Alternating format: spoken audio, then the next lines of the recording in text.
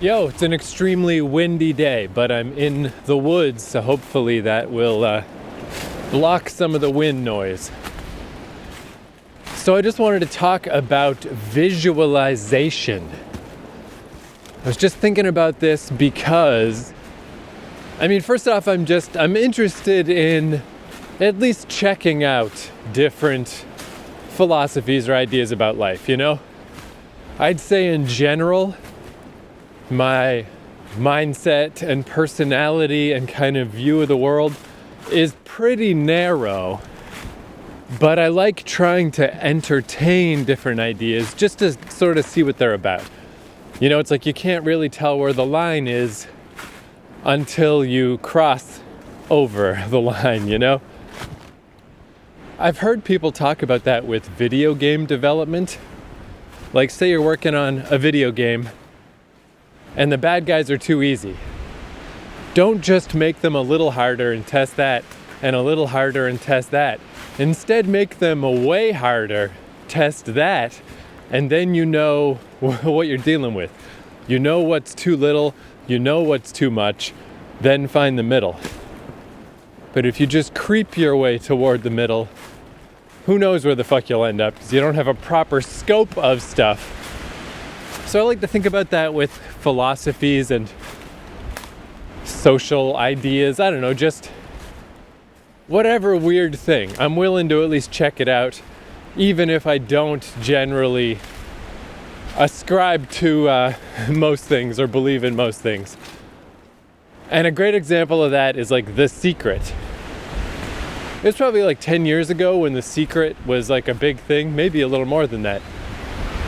Just one of those things I'd been hearing about enough that I was aware what it was. It's like, okay, that's something. There's something called The Secret that people keep talking about, and the people who are into it are really into it. And I started watching the little documentary they made about it, and it was just corny. It was just badly made, you know? Mystical music and just goofy production values. It seemed like a parody of a spiritual system, you know? That's never good. When your baseline thing feels like the joke version of that thing. But I looked into the book a bit, and the book was a lot better. And then just hearing people talk about it in general was even better. Just talking heads on YouTube is fantastically useful. Just people in front of a camera just talking cuts through a lot of bullshit. And you can kind of get to the root of what people are talking about. But in general, The Secret didn't do much for me. I didn't really believe in it too much. And the basic idea is, I'm going to talk about visualization, visualizing things, but they kind of take it a step further. They call it manifesting things, manifestation. That, you know, if you focus your energies towards something and you're constantly focused on that goal and that idea, that you can make it appear, you know, that kind of, I guess the pseudoscience of it is like, you know, we're all part of this same reality. We're all just particles. And it's true that you can make things happen. Right now, I can make the particles in my brain, you know, move in a way to make me say these words. You know, I can make things happen, at least within myself, just by willing it, just by wanting it to happen. So I guess this takes it a step further of like, if there's a mass subconscious, or if we're all connected to our environment, maybe you can make the particles outside of you, you know, change and move. It's not such a big leap to make. It's not so crazy. I just don't think it's practical. Because when people really take it all the way, like I remember I watched this one guy on YouTube telling his manifestation story, where kind of as an experiment, it was just kind of low stakes and random and just seemed kind of dumb. Where he was like, today I'm gonna manifest a cup of coffee. I'm gonna focus my intentions on a cup of coffee. I'm gonna think all day about a cup of coffee. I'm gonna visualize that cup of coffee. And at some point during that day, he happened to be in a situation where somebody at a Starbucks was like, if I remember right, it was like they bought 2 lattes and their friend never showed up. And they were just like, hey, I know I'm a random stranger and you don't know me, but listen, I got this free latte. I can't drink 2 lattes. Like, this is a little weird, but do you want a latte? And the guy was like, holy fucking goddamn it. Holy shit, fuck. It worked. I manifested a coffee. The secret's real. It's real. I did it. I made a coffee happen. And that's a very cool story and a very neat coincidence, but a coincidence is not proof, you know? If you want to dig into coincidences, you can blow your fucking mind with... I remember I read this thing, where did I read this? But when there's so many variables in reality and just in the world, it's insane the things that can happen. Like there was this story about these 2 girls who were both the same age and who both had the same name and who... It's like they put messages in balloons and then they received each other's message. It was some insane fucking thing that you're just like, no, there's no way. That's way too many layers of things. That's nuts. But apparently it did happen. These things can just happen. Shit can happen, you know? So I just thought it was weird because I don't think the idea of visualizing where you want things to be in your life and visualizing what you hope to achieve, I don't think that's necessarily a bad idea. I'm going to talk about it. I think there's like good things about that. But why take it that extra level? Like why bring it into full mysticism land? I find that really weird. Like why talk about it as if you really are sending fucking vibes out into the world, as if your atoms are making the atoms around you vibrate with some kind of intelligence that will cause reality to bring you a coffee. Like why do that? You know, why do you need to take it to that level? I think that's just weird. I don't get it. And it just makes it seem like hippy dippy bullshit, and it makes people think it's dumb, and it makes people not pay attention. It's too much. It's not useful. It's like not a helpful exercise, I don't think. I think you can stay a lot more grounded in reality and still get a lot out of these types of ideas, these types of exercises. Because I do think it's very helpful to be able to visualize where you want things to go in life or what it is you're trying to accomplish. And I mean, it doesn't have to be complicated. It doesn't have to be this big thing. It's just if you see a goal in your mind and you think about it a lot, you naturally work and move toward it, and hence it is infinitely more likely to happen. That's all. It's not a complicated thing. It doesn't have to be fucking magical. But I was thinking about that because the idea of visualization, I was listening to an interview with this wrestler named Ricky Starks. He was interviewed on the Chris Van Vliet show, and he was talking about how, you know, just in this past year, he got hired by AEW, which is the other wrestling company, not WWE, but the new one that is way better. And just how long it took him to get there. Like he said, he was like obsessed with wrestling his whole life. He was never into sports or any other stuff, just wrestling. And he just worked and worked and worked toward wrestling. And he had so many close calls, you know, he had tryouts with WWE, and then they'd bring him in as an enhancement talent, you know, the guy who loses to the more famous wrestlers. He even became friends with The Undertaker, who's like the most famous wrestler ever, because they were doing a documentary about The Undertaker, and he was local, and he helped The Undertaker train and just like became friends with The Undertaker. But it still wasn't enough. None of this was enough. He could never crack the code. He could never make it to the mainstream. His friends were getting hired. People were leaving him behind. He's just like, fuck, dude, it's been 10 years and it's not working. It's not happening. Like, what am I supposed to do? And he started making these vignettes that he paid for out of his own pocket to put on YouTube, even though he was a nobody wrestler. He was not known by anyone. I never heard of him at this point.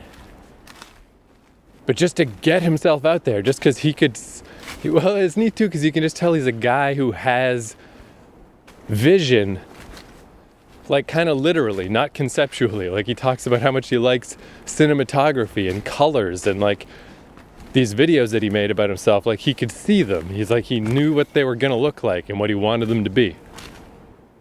And then they had this storyline on AEW where one of the champions, Cody Rhodes, was doing like an open challenge where every week he would bring in a different person to challenge him for his belt.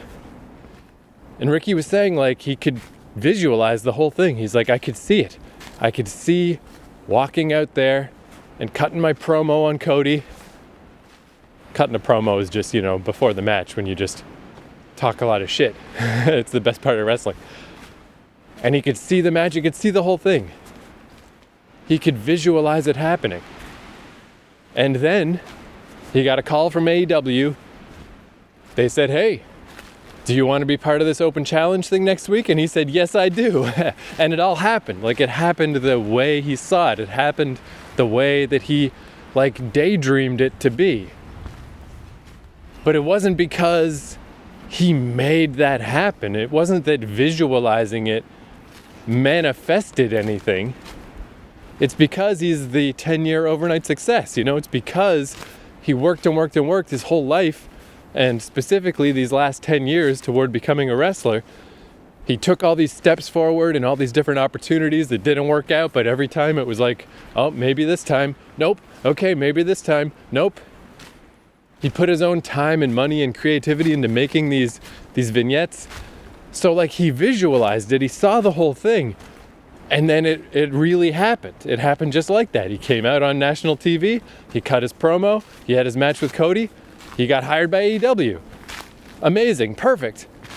But it was because of all of the work he put into it and all of the previous attempts and all of the grinding and just never giving up and focusing on his goal of what he wanted, which was to be a professional wrestler.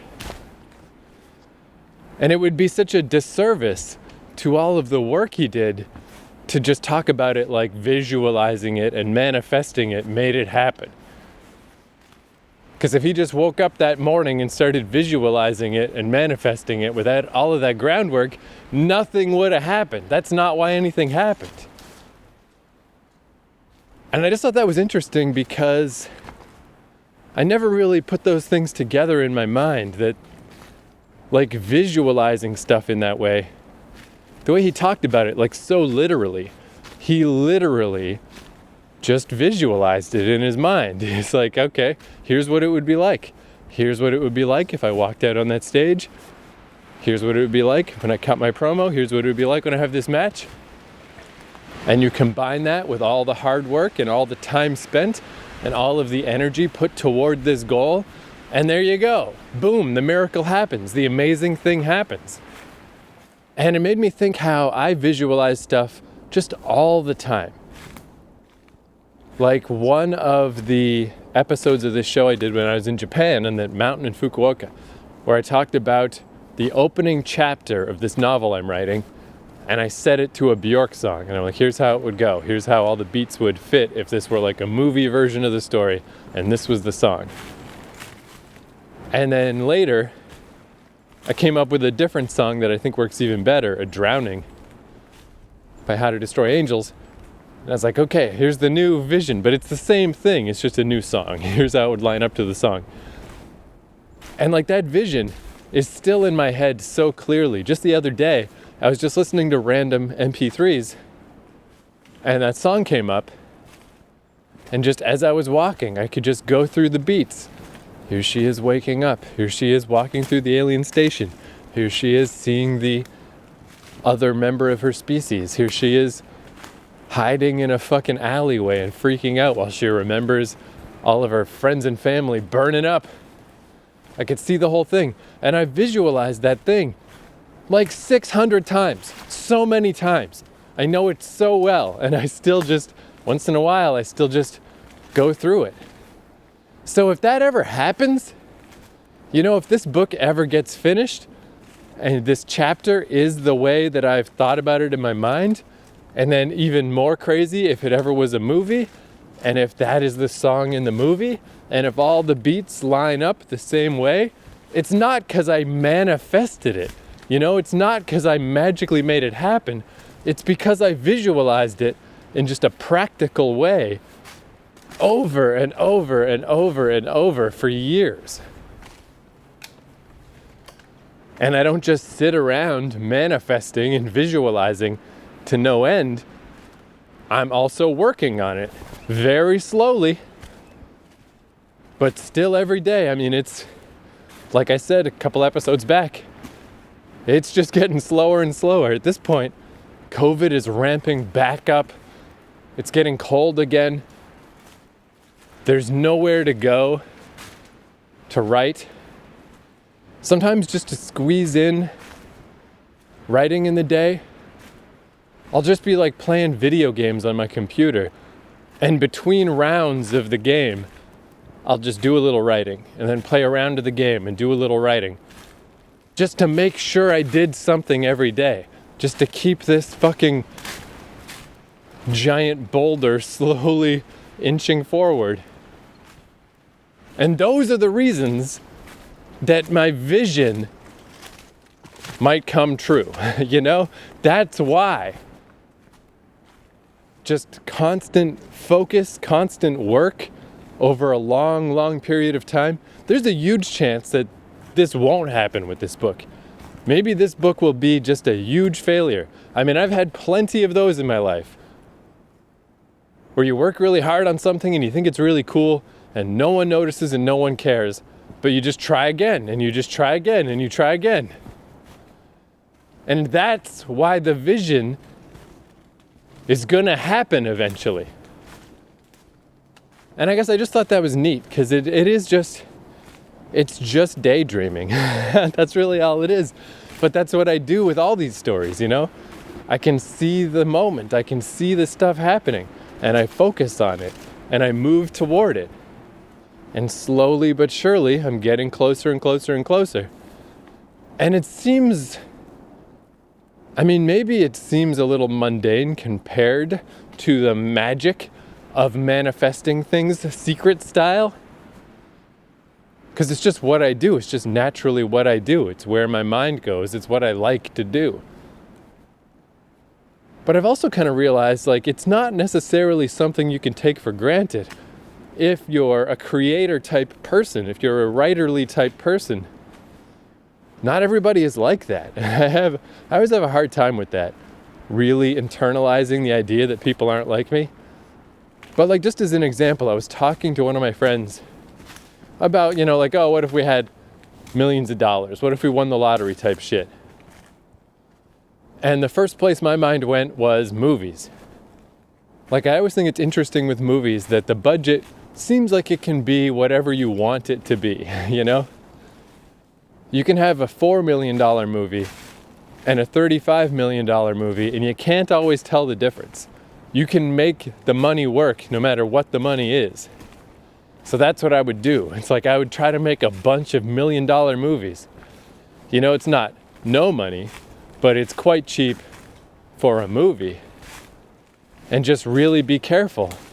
And you could really grind it out and you could make a bunch of stuff and it'd be great. But then my friend said he would just thought about it for a second. He's like, you know, I think I would just open a video store. And I kind of didn't know what to say. Because, like, man, talk about being on a different wavelength. Like, all I want to do is create things. All I want to do is make things. And I feel like I can because I visualize it all the time and I think about it all the time. And it's not like stumbling toward anything or just hoping something will come together or putting it in someone else's hands and hoping they could do it. I feel like I could do it. I got the vision. I can see it. But some people don't have those visions. They just, like, just by him saying that, no offense to him, obviously, hey, different strokes for different folks. We're all different people. But, I mean, what I heard, the way I interpreted that, was more like, it was like he was saying, I can't make a movie. I don't even fantasize about it. That seems way too hard. That seems way too much. I'll just open the video store. I'll just sell the movies. I still like movies. I want to be around movies. So I'll just do that.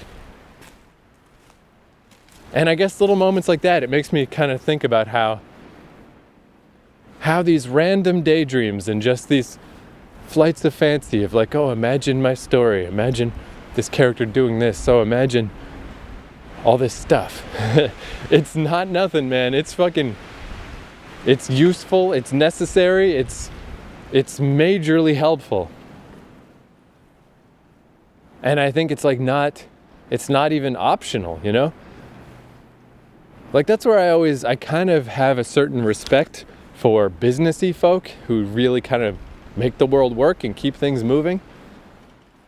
But if you're just kind of motivated without vision, that's when you like, oh, I developed a new technique for making canned corn. And now it's 3 cents more efficient for each can of corn. And now I'm a million zillionaire because I have succeeded in this business sphere. It's helpful to the world, it's useful, it's kind of neat, but it's also fucking boring, you know? Like, you can't just move toward, like, no matter how motivated you are, you can't grind your way toward a creative pursuit if you don't have the vision. If you can't see where you're going, you can't get there. You know, there's no more progression possible. So I'm not quite sure how to tie all that together. I think that was all kind of one sort of interconnected idea, but I don't know. It's a little hard to say, I guess. Walking through the woods, talking to myself.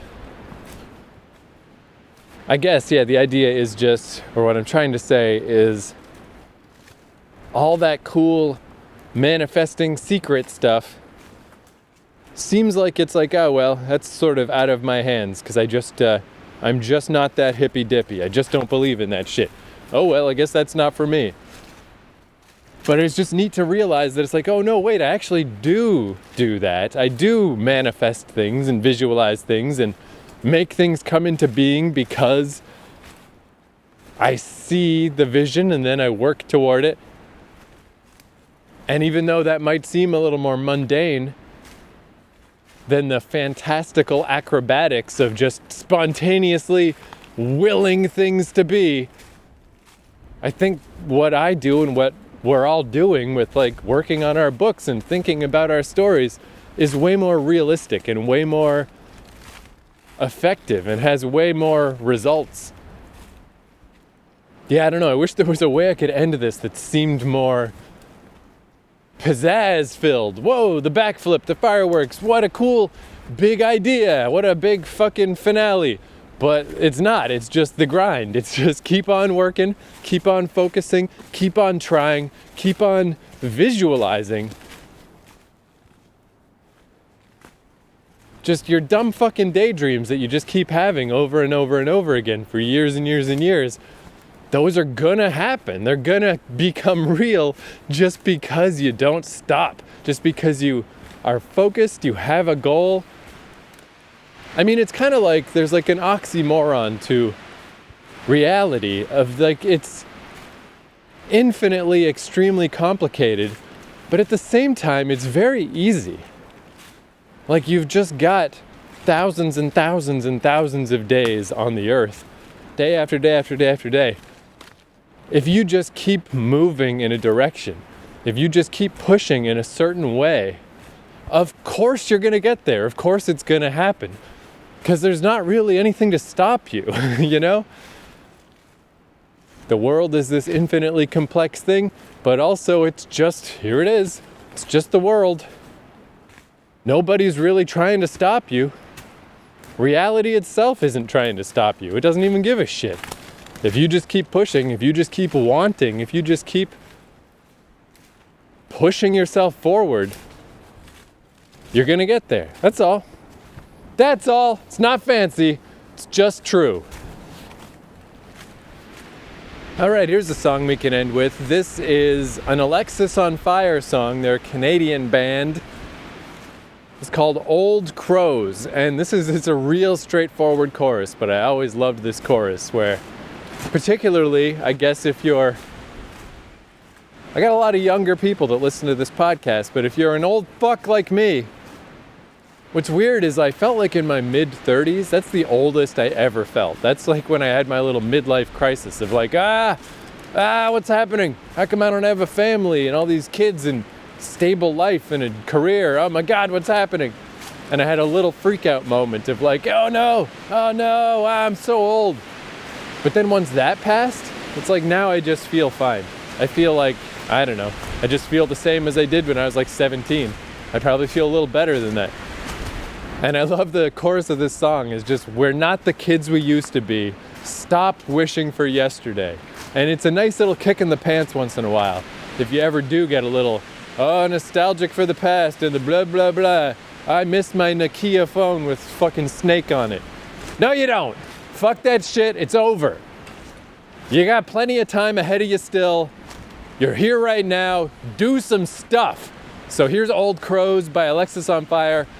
Thank you for listening.